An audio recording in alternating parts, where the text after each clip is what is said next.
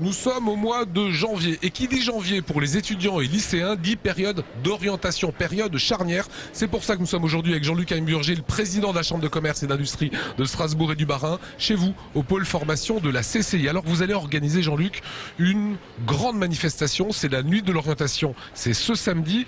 Qu'est-ce que les étudiants, qu'est-ce que les lycéens, qu'est-ce que les salariés vont pouvoir y trouver? Oh là là, ça va être un grand moment. D'abord, pour une partie de personnes qui cherchent à réorienter leur carrière professionnelle ou à trouver un job tout simplement.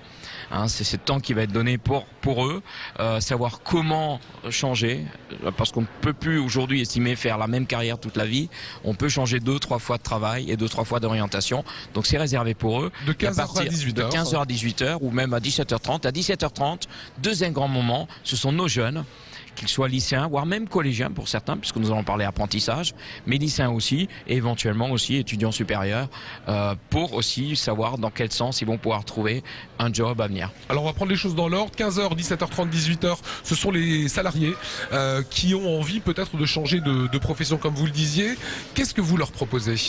On va leur proposer des rencontres avec des chefs d'entreprise, avec des professionnels, également avec des spécialistes de la formation. C'est de l'expérience et on raconte ce qu'on sait faire. On raconte ce qu'on sait faire, on raconte ce dont on a besoin. Et notre objectif d'orientation, c'est de permettre à ces personnes de dire écoutez, ici nous recherchons les compétences, par cette voie-là, vous arriverez à atteindre cet objectif et à trouver un travail plus facilement que dans d'autres domaines. Ça peut être simplement 3-4 heures de gestion, 2-3 heures de management, juste un petit peu à la carte comme ça pour les salariés. Ça peut être à la carte, oui, c'est-à-dire ça peut se faire dans un contexte de formation continue, c'est-à-dire pendant les heures de travail payées par rapport à un DIF éventuellement, soit payé par un employeur en formation complémentaire, parce qu'une carrière peut évoluer dans l'entreprise également, en accord avec le chef d'entreprise, qui, sur demande du salarié ou du chef d'entreprise, de dire écoutez, on a envie de faire progression dans une voie ou une autre, nous sommes ici parés à répondre à ces demandes-là et à permettre à des salariés pendant 6 mois, 1 an, 2 ans s'il le faut, acquérir des compétences supplémentaires. Ça c'est pour les salariés et les demandeurs d'emploi. Autre volet de cette nuit de l'orientation, c'est de 18 à 22 heures. Alors là c'est pour souvent des bacheliers ou des étudiants. C'est le moment charnière, je le disais.